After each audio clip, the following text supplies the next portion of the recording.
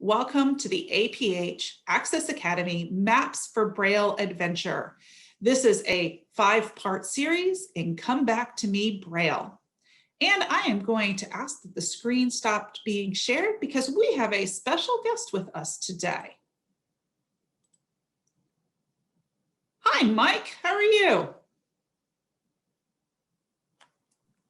I am great. I'm Mike Hudson. I'm coming to you live from the Museum of the American Printing House for the Blind here in Louisville. We're talking about Braille codes today. And my show and tell is a Red Cross Braille transcribing manual from about 1931. Right after World War I, a lot of soldiers were returning from the European battlefront with their eyesight damaged by the chemical weapons and also by just soft tissue injuries. And the American Red Cross got into the Braille transcription business.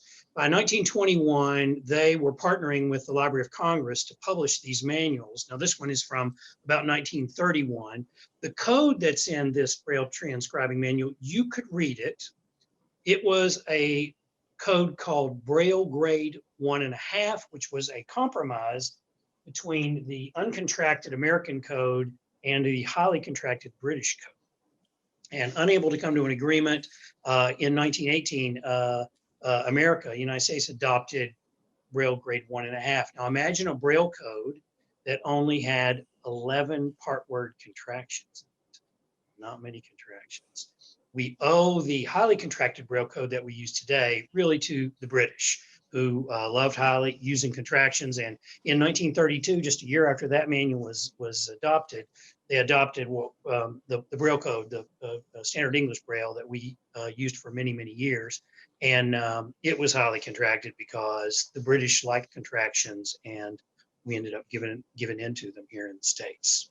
So if you like stories about Braille and about the history of education and rehabilitation for people who are blind and visually impaired, I want to reach out to you and let you know that we just started our social media sites in the museum, and the address for those are at APH Museum, Facebook and Twitter. Thanks.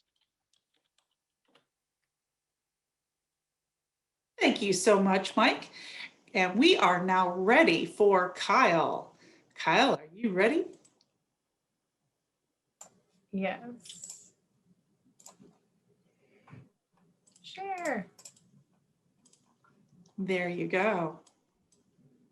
Excellent. Welcome to this webinar called Maps for the Braille Adventure. Like Leanne said, this is part 1 of a 5-part series called Come Back to Me Braille. Maps. There are so many different kinds of them. There are some that give a really close level of detail and some that give us a more global view. There's ones about ocean topography and subway systems.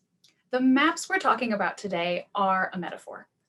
They're a metaphor for the host of resources we can use to study Braille codes. So these are the things that help give us direction and information as we navigate the Braille codes. And when you're going on an adventure, it's good to have travel companions. One of those travel companions, I hope a good one, is me. I'm Kyle DeJute. There's a picture of me up on the screen right now. I'm a white woman with short brown hair. And today my short brown hair is in a faux hawk configuration. My title at the American Printing House for the Blind is Braille Trainer. And that means I get to talk with people in the company and, like today, sometimes out in the field about Braille codes and Braille questions. Our other travel companion was not able to join us right at this moment, but we will hear from her later today or in another session. That's Dawn Eadens. So, maps and codes. Here's the big thing. The Braille codes are the best maps for the Braille adventure. They are our source documents. They are the place where information from other resources originates. If you're reading something in a lesson book, it's based on a code book. If you're looking at flashcards, it's based on a code book. Our actual Braille codes, the most updated version of them, are our best maps for the Braille adventure. Okay, thanks, Kyle. What are the official Braille codes in the United States? Unified English Braille, Nemeth Code for mathematics and science, Music Braille Code, and IPA Braille, which is for the International Phonetic Alphabet, which gives us symbols for the sounds used in language. But who says those are the official Braille codes in the US?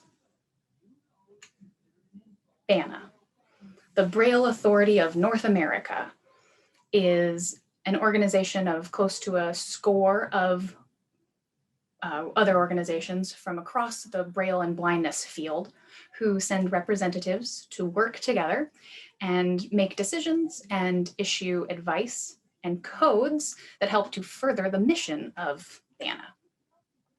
There's a link in here to the press release from BANA about saying what the official codes are. BANA's mission is to assure literacy for tactile readers through the standardization of Braille and/or tactile graphics. Right? Who says they're the official codes? BANA. Where are the codes? They just get beamed into your brain from space, right? No. All of the official Braille codes are linked from BANA's website. Let's go there.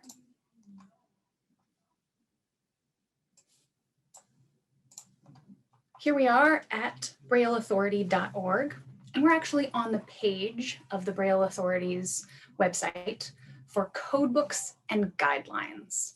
So if you go to BANA's homepage, there's a red rectangle in the left-hand part of the window with a series of links. If you click on codebooks and guidelines, this is where you go. And what we find here is a list of links to the codes, IPA Braille, Nemeth Code, Music Braille, and Unified English Braille.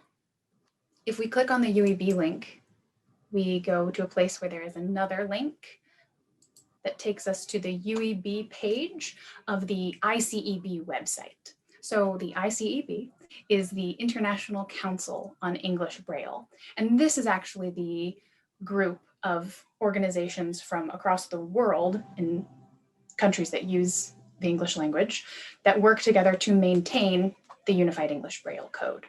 So when we're looking for code information about UEB, we go to ICEB as the source for information about UEB. Some of the other material on that codebooks and guidelines webpage of the BANA website includes links to Braille formats. So 2016 would be the UEB version. And that's our notes on how to lay out Braille on the page, centering headings and formatting notes and dealing with when print lines are numbered, etc. There's notes on some crafts and hobbies and some of the special concerns and issues about transcribing that kind of print, like chess games and knitting instructions.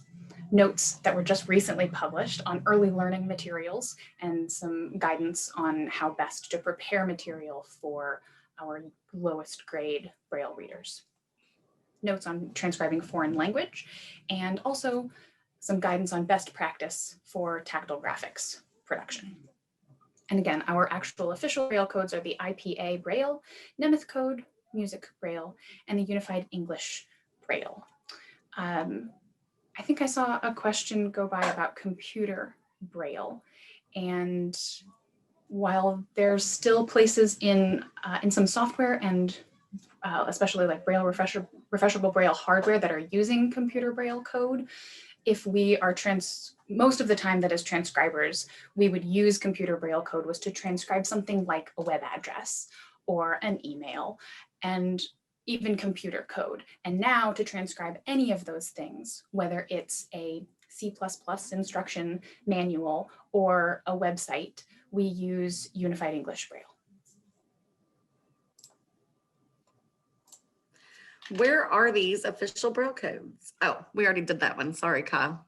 We did. Thank you, Dawn. So Dawn is going to help us navigate this by doing our questions. Sorry. I apologize. I joined late. I was having internet issues. So I apologize to everybody. That's all right. Can you give us a minute to introduce yourself as our travel companion? Yes. So my name is Dawn Eadens. A visual description about myself. For anybody that is visually impaired, I do have long blonde hair. I would say brown eyes and a bright smile. And then I am the digital textbook file developer. Thanks, Dawn. All right, so we answered this question about where those official Braille codes are. They're all linked from BANA's website. And this is a cool thing. There is an unofficial index for the rules of UEB. So the rules of UEB that's maintained and published by the International Council on English Braille does not include an index, that list of topics at the end of a document that has the page numbers where each topic is discussed. Happily, a dedicated and wonderful group of Braille professionals in Oregon State has put together a supplementary guide to UEB reference materials. That's available from BANA's website under UEB resources. The links in here, they link from the UEB resources page, takes you to a PDF. If you need a BRF, you could send me and or Dawn an email and we can get you that BRF copy of the supplementary guide to UEB reference materials, which is an unofficial index for the rules of UEB. I'm going to take us to that PDF so we can take a closer look at it. So it just looks like an index. It's organized alphabetically. And the reason that it's called not a supplementary guide to the rules of UEB, but a supplementary guide to UEB reference materials is explained actually at the end of the document, where it says it's primarily an index to the rules of UEB, but it also includes references to some of the most recent various UEB resources and some occasional remarks. One salient one might be on page 4 in a discussion, in the listing for a numeric passage in the entry for numeric, it says a note about a passage indicator. Okay, you can see that on Rules of UEB, page 66. And then it says, look, and we like this clarification that it's used in a math context only, or there's an argument to be made that it's used only in a math context. That's from National Braille Association's Ask an Expert, a post from September 3rd of 2015. So in addition to page numbers and rules of UEB, this supplementary guide to UEB reference materials, which is available as a PDF from BANA, is also has a couple of references to things outside of the rules of UEB. Oh, it's time for a poll. This is poll number 1. Question is, which one of the following is not an official Braille code in the US? A, International Phonetic Alphabet, B, Math, or C, Music?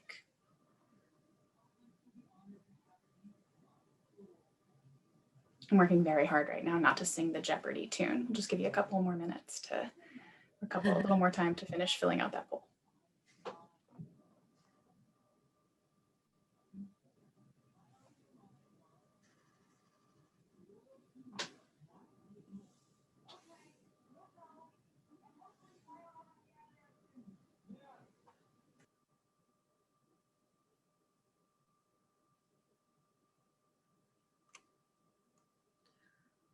Oh, somebody said they pushed the wrong one. That's okay. It totally is. I'm going to add the poll. We're a little over 60%. So the results. All right, looks like the answers are overwhelmingly one of the following is not an official Braille code in the US. The majority answered the International Phonetic Alphabet. We do actually have a Braille code. The IPA Braille is for the International Phonetic Alphabet. There is an official Braille code called IPA Braille. I saw some answers also for music is not an official Braille code. There is actually a music Braille code. I'm there with you. The wording on some of these options was not 100% clear. I didn't mean to be snarky with this. Wait for it and see if you think that I wasn't being snarky or if I'm hopefully clarifying something. Answer choice B is math. So I would say that is the correct answer. There is not an official Braille code for math. That is, we don't have an official Braille code called Math Braille.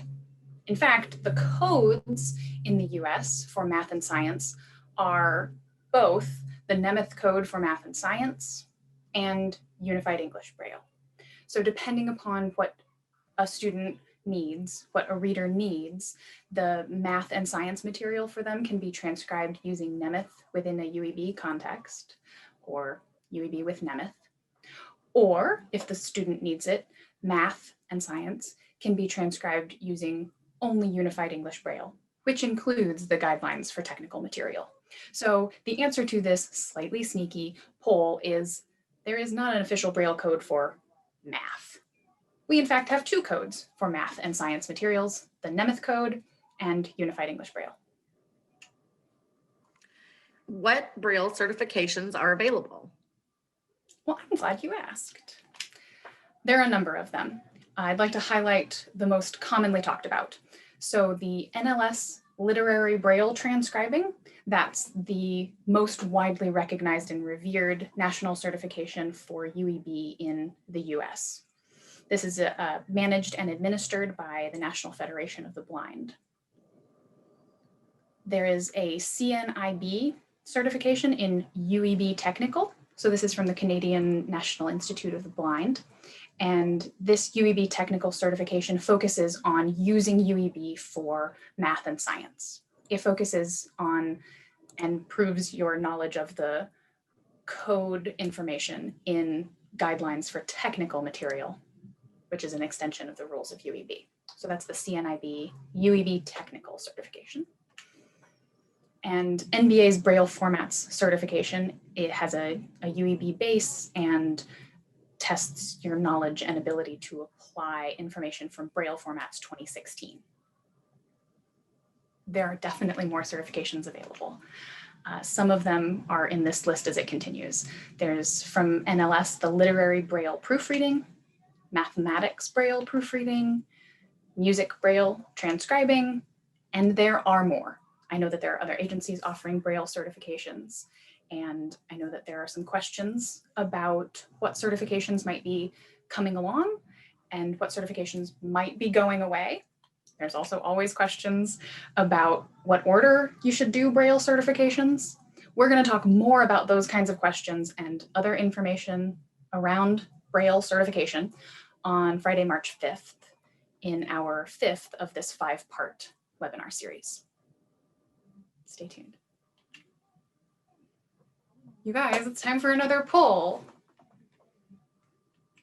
So there it is launched. And this is poll number 2. The question for which is, for which Braille code is there an unofficial index? It's called the Supplementary Guide to UEB Reference Materials. Is that mostly focused on Unified English Braille, Music Braille, or Nemeth code?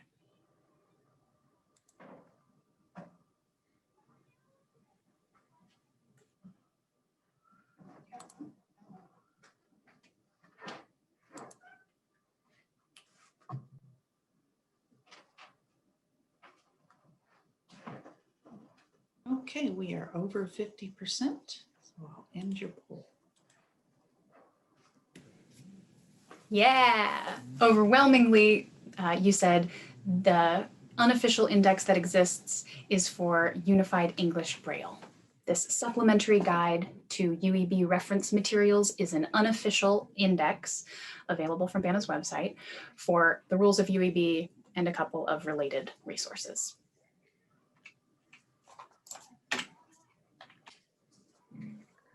Speaking of related resources, you could sit and read the code books word for word all day long.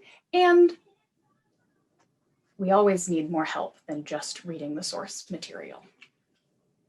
Sometimes we go online for some Braille study resources. A few of those include UEB Online, the website for which is uebonline.org. We're going to look at these in a tiny bit more detail in a minute. The UEB study group, which started out as a Facebook group, and their Google Drive, which is sort of crowdsourced. Braille Bug from APH, Dots for Families Braille Lessons from Paths to Literacy, and the NLS Literary Braille Transcribing course. So all of these are available online. uabonline.org was created and maintained by the Royal Institute for Deaf and Blind Children in Australia, and is a really interactive 6-key entry instruction course. At the end of the first module, at the end of each module of instruction, you can order a certificate proving that you've completed that module. This is all online and interactive. The UEB study group, like I said, started out as a Facebook group and has this webpage, there's a newsletter, and then there's a Google Drive as well that's stocked full of resources that are crowdsourced. So these have come from various places. Like someone was kind enough to pull together into a single PDF all of the individual PDFs of the lessons from the NLS instruction manual for Braille transcribing, the literary Braille transcribing course. And there's some cheat sheets in here and quizzes and coloring sheets and so on and so forth. That's the UEB study group Google Drive. Braille bug. So I appreciate that most of you here probably aren't at a level that that you need the see your name in Braille and you can see it in uncontracted Braille. But this is a cool resource to share with people when maybe you don't have time for a really instructive elevator speech about what Braille is, how it works, how you can use it. This website is designed to be accessible and fun for people of all ages. Sort of relatedly, Dots for Families Braille Lessons is another fun resource to share when you want to share the joy and nerdy wonderfulness of Braille with someone and you don't have time to, trap them in the sort of proverbial elevator and say, let me tell you how Braille dots work and how the shape of the Braille cell is ordered in a really logical way as we add more dots.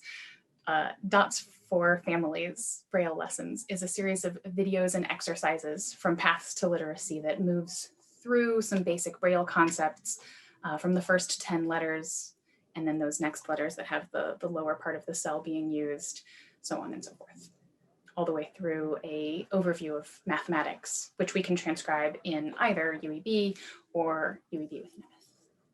And last but not least, in those online resources is NLS's Literary Braille Transcribing course, which is hosted and administered by the National Federation of the Blind. This has its own its page on the NFB website. And on that page, we scroll down after all the information about the course, is a series of PDFs that are the component parts of this instruction manual. Okay. If we were in person, I would have crumpled up that group of things and tossed it over my shoulder. That's our bit about online Braille study resources. So there are a couple of hard copy Braille study resources. These are, anything from the internet can potentially become a hard copy Braille study resource. These are Braille study resources that were sort of born hard copy. Ashcroft's Programmed Instruction is something that gets a lot of talk about. It's just a logical progression through the Braille code. I've heard the McDuffie Reader, a Braille primer for adults from NFB. I've heard that recommended a couple of times. And the NLS Literary Braille Transcribing course. Hey, wait, what? We just talked about that. The thing about the NLS Literary Braille Transcribing course is that it's not an interactive online course, right? When we looked at the webpage, it's a series of PDFs that are lesson material, description of concepts, and some sim Braille to practice with, and print to transcribe as a practice. And the way the course works is that when you go to start taking the course, you work with a local Braille transcribing group, or you contact NFB directly to get hooked up with a grader who looks over your exercise submissions and is supposed to answer your questions and help mentor you through the course, because it's not an interactive online course, though all of its materials are available for download in PDF and BRF form online. Soldiering right along, We're still talking about study resources for Braille codes. Braille study groups are priceless, right? You can sit by yourself with your 18th cup of coffee and the code book all day long. And it's just so invaluable to have a group of people, even if it's a virtual group of people, to talk about Braille with. That could be on Facebook. It could be a more local group from your school or your students' school. It could be family. It's great, right, to have your family as a person who's interested in Braille or who uses Braille, and or your students' family working together to whatever, exchange cards and ask questions, just have wine sessions. I mean, WHINE, although, you know, WINE sessions about the Braille code wouldn't be crazy. Just to have somebody to connect with. You can get those from lots of different places. Some of the structured and organized groups for Braille study and Braille instruction include NBA, so that's the National Braille Association. The longer I've been involved with Braille, the less often I have to tell my friends and family, no, not that NBA. My NBA, not the tall guys and the bouncing balls NBA. VAVF is the Visual Aid Volunteers of Florida. And CTEBVI is the California Transcribers and Educators for the Blind and Visually Impaired. All three of those structured organizations are volunteer and have an online presence for you to learn more about them. I saw some cool comments over here about the Braille Bug website and how it's been a priceless resource for peers and families. Yeah, it's a really approachable website that's a lot of fun and is nicely instructive in small pieces. The UEB with study groups when you're doing UEB online. Yeah, the cool thing about UEB online is that it's interactive in that you can enter the Braille and then you get feedback immediately about whether it's right or wrong. But the feedback you don't get is why it might be right or wrong, or just somebody to pat you on the shoulder and be like, yes, I struggled with that one too. Braille study groups are great for that kind of thing. Speaking of groups, let's be a group right now and do a little Braille reading activity. We're going to enter a boxing ring to do our Braille reading activity. Everybody brought their boxing gloves, right? Okay, it's not actually going to be us doing the boxing. This is I am the greatest. Oh, I'm sorry, it's all caps. I'm not going to shout super loud, but I am the greatest! Exclamation point. This is a YouTube recording that I found, and I hope we can enjoy going through. But let me make sure that I'm sharing all the stuff that I'm supposed to with you.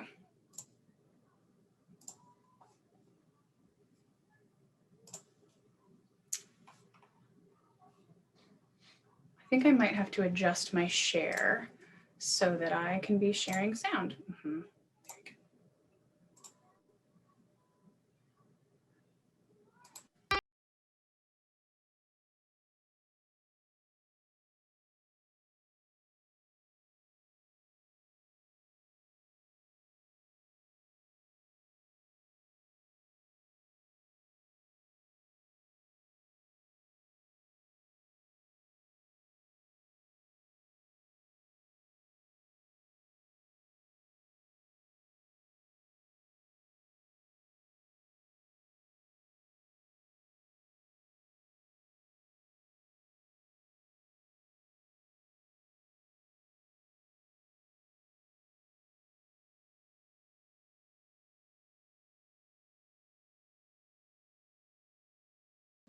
Let's take a minute to look at the Braille transcription. So this is part of the documents that go with this webinar. There's a PDF and a BRF of this Braille transcription of the transcript of this video. I'm going to blow it up in our video right now. So we start out with just some literary text and an indented paragraph. And now, comma, ladies and gentlemen, comma, from Cap Louisville, comma. I mean, okay, right. It would be easier to proofread that word if I said Louisville, so you could make sure it was spelled right. But I can't bring myself to say Louisville. So we're just gonna have to proofread in the back of our heads. Kentucky, comma, wearing black tie, colon, cap, Mr. Cap, Cassius, and again, Cassius, right? That's not actually how you say it, but that's something I do when I proofread often, is say the whole word in an absurd way to make sure I catch all of the letters. Cap Marcellus, Cap Clay, period. All right. And the announcer goes on to say, and I chose in this transcription of the video to include in a transcriber's note, please let me show them the whole thing. To include in a transcriber's note, fight bell rings, because I think that it's an important part of the video and a fun sort of joke that reading this poem is like Cassius Clay being in a boxing ring. So if you didn't or couldn't hear the fight bell ringing, that's what this transcriber's note is for, right? And it opens with that 3-cell opening transcriber's note indicator, .4.46. That's 126, and closes with the closing transcriber's note indicator, dots 4, dots 446, and 345. Okay, that's enough of me. Let's get back. We to had a question, actual Kyle. poem. It says, Oh, good. where do you get the Braille font from to write the poem? That's such a good question. The Braille fonts are a cool category. Don't let me go on for too long about them. They're in the UEB study group Google Drive, I believe. There's a step-by-step instruction about creating a PDF from a BRF.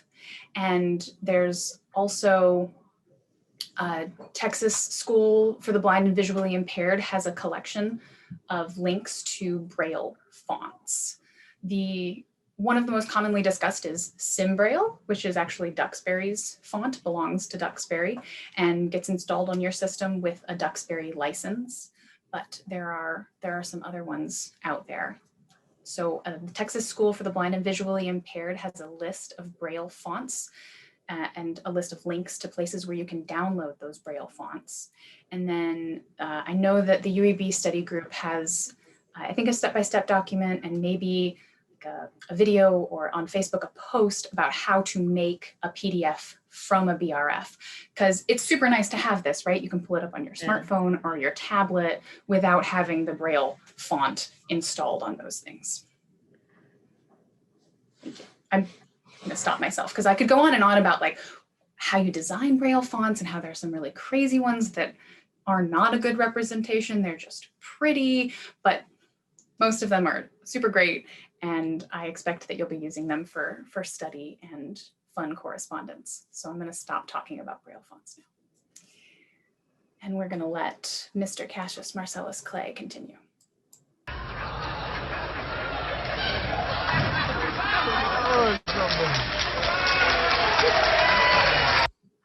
If you're thinking now that maybe in my transcriber's note, I should have included a description of the laughter and noises from the crowd, you're not wrong.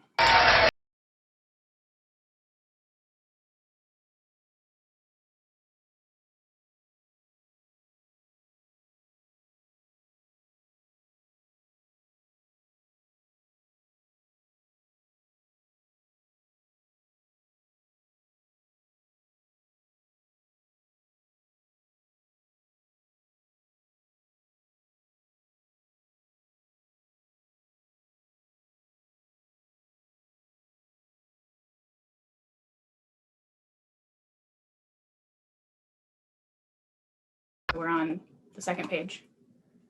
And the second page is formatted with a running head and a blank line, and then the next stanza of the poem. And that blank line after the running head just helps us separate the stanzas and helps make that clear across Braille pages.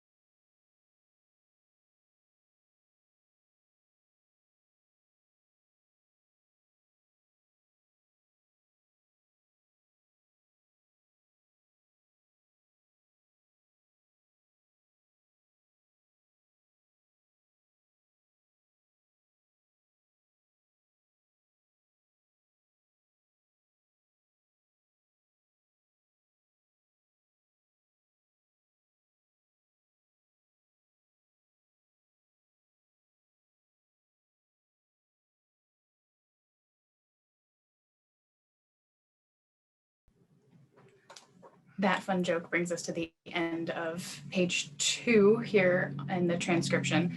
If Cassius says a cow can lay an egg, don't ask how, and a dash. Grease that skillet! Exclamation point. And a nerdy transcription note. I chose to space around all of my dashes here in this transcription, right? So our .6.36 is the dash, and it happens in a couple of places where there's a pause. And the way that I chose to do this transcription was to consistently have a blank space both before and after that dash. All right, so we're on our last page now in our last couple of stanzas.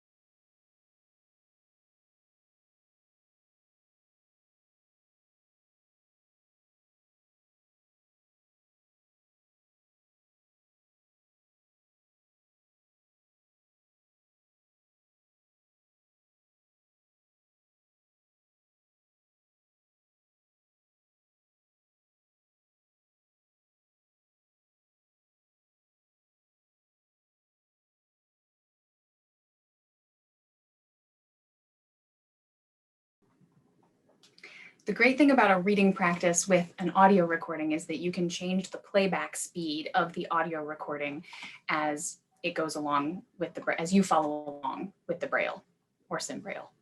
So in YouTube, if you're watching a video, you can go into settings and change your playback speed. And then for audio stuff, there's lots of other ways to change that setting. And it can make for a new way to do a Braille reading practice rather than just reading aloud to yourself or trying to get your spouse to read with you, which for me has never been a winner. That was the end of our reading practice. Let's move on to something maybe less fun, but more directly connected to Braille than Cassius Clay. What is ASCII? Oh, I'm so glad you asked. Actually, it's kind of a weird thing to describe. So technically, ASCII is a character encoding that uses numeric codes to represent characters. These characters include upper and lowercase English letters, numbers, and punctuation symbols. So ASCII is the name for the coding for most of the symbols that appear on your standard QWERTY keyboard. How are ASCII and Braille related?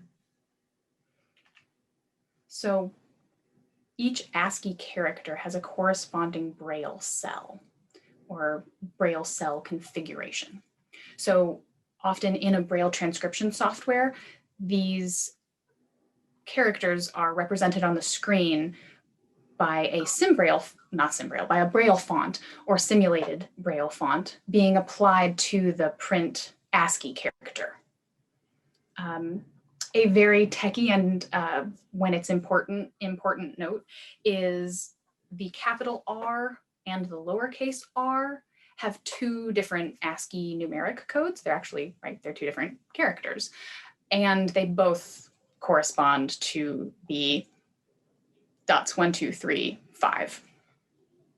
Or they both can. It depends on the Braille transcription program, how closely that's represented. So if you open a BRF in a notepad document, you can see the ASCII characters, and the ASCII characters correspond to each to a Braille cell. Who cares? Yeah. We do have somebody asking that if we Sure. have information up just a little bit longer, they said. Sure. So this ASCII keyboard, that's the most recent thing that I had up, and this ASCII keyboard is, you can find it online. If you're looking for it as a resource, you can certainly email for more information about how to get this ASCII keyboard.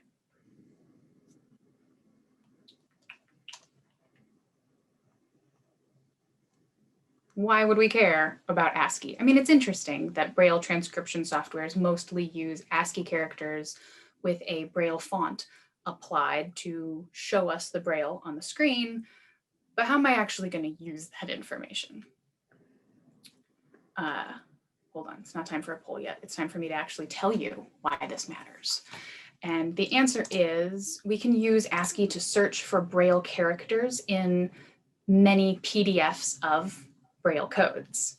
So these super important maps on our Braille adventure, these super important resources, the actual Braille codes, we can search for Braille symbols in them by using ASCII. Actually, you know what? Let me be real studious here and go back to, so if I wanted to search for the number 62, for I suppose, for example, then I would use I want the numeric indicator, and then the 6, which is going to be the same as my F, and what did I say, 2, so where's my B? There we go. So I needed a pound and an F and a B. So if I put my focus into my PDF document and I Control F to find, and then type the numeric indicator and then F and B, and hit next to find, one of the things that it's going to find is those ASCII characters with a SimBraille font applied. And I'm not sure that I would actually do this search for a number. I would probably do it for a symbol that maybe I didn't recognize in the Braille that I was looking at. It's absolutely possible to look through or read through a list of Braille symbols and like try to find the thing that you don't recognize. But I love this shortcut. In the rules of UEB especially, we can go to Appendix 3, which is the very last part of the rules of UEB that's as published. And Appendix 3 is a symbols list. So this is a full list of the Braille symbols that make up the UEB code. And let's just go take a look at what's in here. For every listing, there's the Braille, and those are ASCII characters with the Braille or simulated Braille font applied. And then there's a representation of the print, the Unicode code that corresponds to that symbol, and the name of it. And then there's also a listing of where in the code it talks about this symbol. So let's say, like, what's a weird one? The @ right? Let's say that I'm reading along in something and I see, come here, ASCII thingy.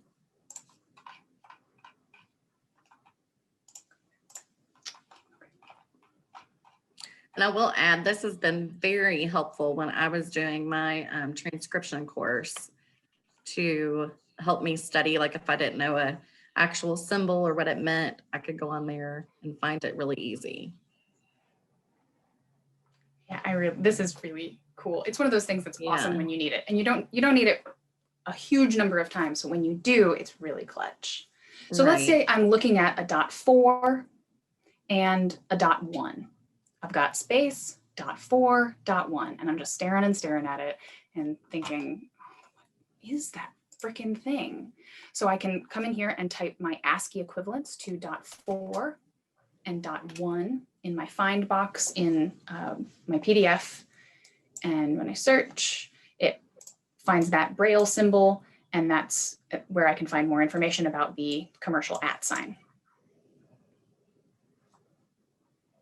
All right. Does that, cool. I didn't see any burning questions in the chat, so we are gonna leave ASCII alone for now.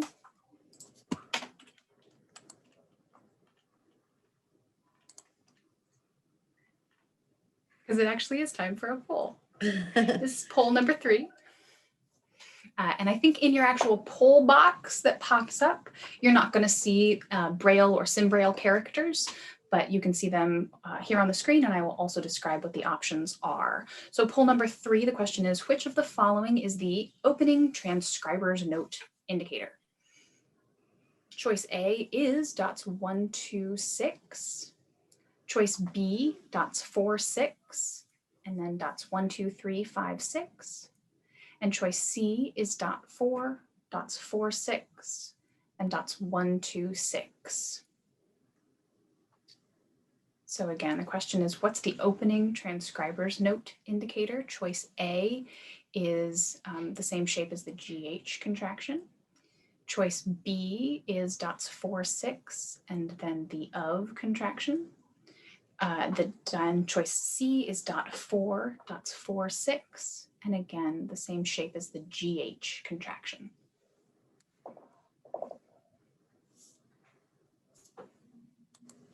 Just now reached over 50%, so I'll end it.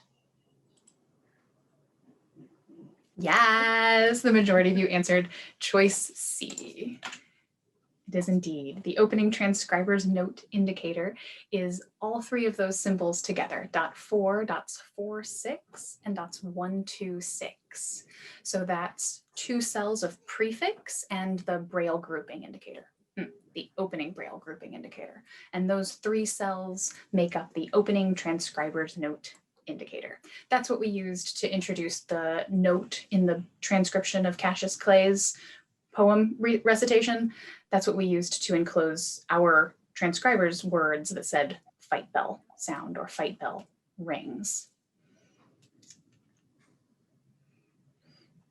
And we do All right. have another question, Kyle.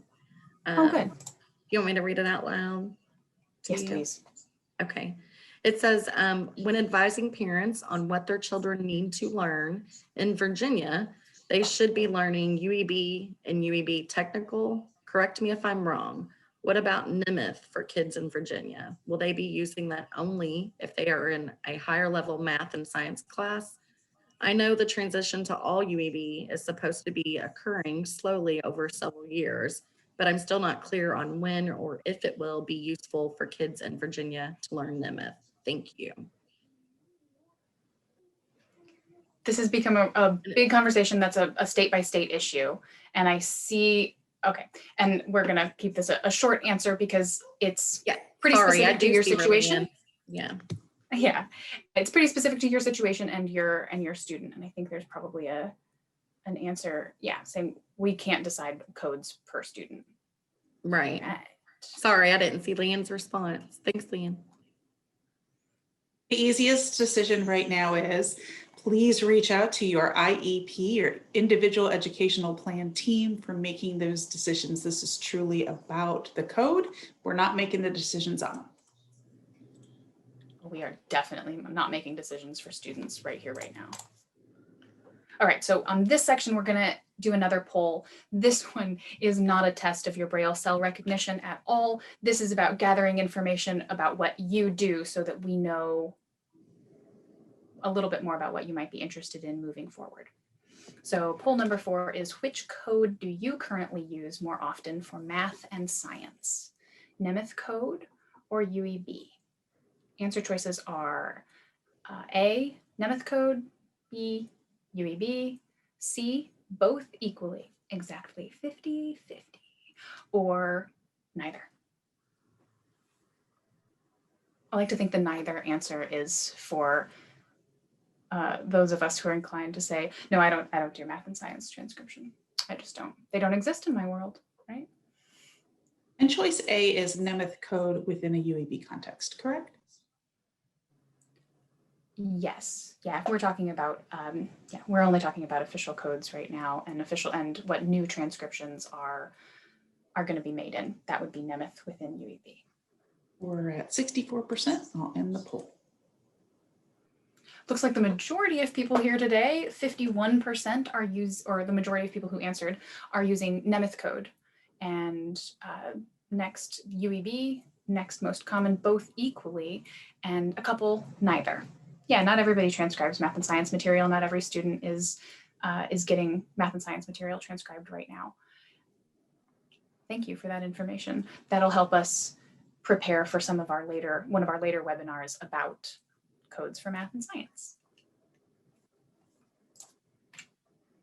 So the other document that we wanted to share from today's webinar is the links list. This is a list of links. They are also in the PowerPoint, but this document is much more convenient and navigable than going through the PowerPoint to find some of the most relevant links that we've talked about today. So they're under headings, for example, official Braille codes in the US, and then there's a link to a couple of BANA pages, as well as that link directly to the PDF that BANA lists for the supplementary guide to UEB reference materials. That's that unofficial index. And again, if you are interested in a BRF copy of the supplementary guide to UEB reference materials, I have one of those and we could hook you up. The other heading is certifications available. So this is just some information about those sort of firmly established and going to continue moving forward certifications, links to information about those, and then a couple of links to some of the study resources that we touched on today.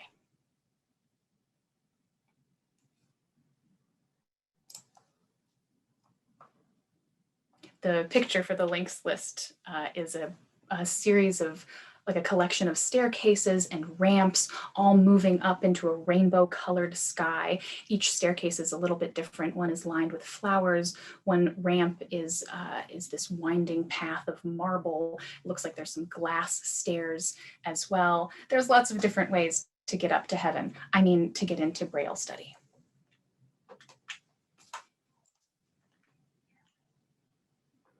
Speaking of resources, there should be a link on the links list to this. I wanted to make sure you knew about Quizlet, which is a flashcards application. And there are a couple of Braille flashcard sets on there with different organizations and different people making them. I am willing to take responsibility for flashcard sets that are put up under my user Braille trainer. Particularly relevant to today probably is the beginning Braille folder, which contains a whole bunch of sets of Braille flashcards that are organized in order of the NLS instruction manual and the way that it introduces Braille code, Braille symbols. These flashcards are set up so that each picture of a simulated Braille cell also has an audio that goes along with it, which says which dots are raised. Quizlet is accessible online and pretty accessible and useful on a mobile device as well.